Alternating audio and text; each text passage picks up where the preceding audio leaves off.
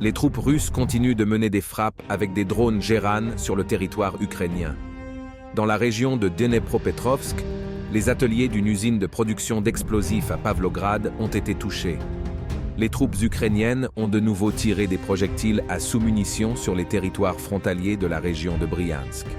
À Klimovo, des bâtiments résidentiels et leurs dépendances ont été endommagés.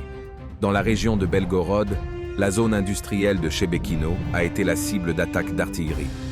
En outre, les systèmes de défense aérienne russes ont intercepté des drones ennemis près de la ferme Massichevo et du village de Golovino.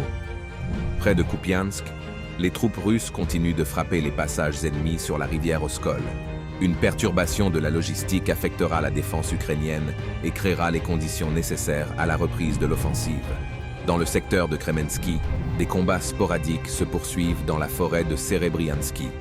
Les troupes russes lancent des attaques massives contre les concentrations de forces ukrainiennes, notamment avec des systèmes thermobariques TOS. Au sud, les troupes russes continuent d'attaquer les fortifications ennemies dans la région de Belogorovka.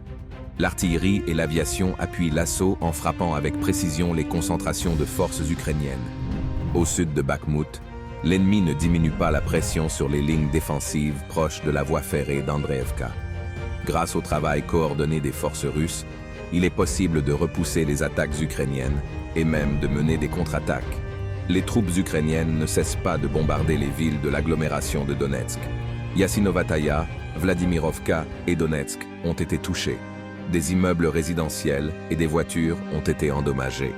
2 personnes ont été blessées. Dans le secteur d'Orekov, l'ennemi continue de tenter d'avancer à l'ouest de Verbovo, ainsi que dans les champs au sud-ouest. Les troupes russes ont réussi à arrêter la progression des forces ukrainiennes et à les pilonner à l'artillerie.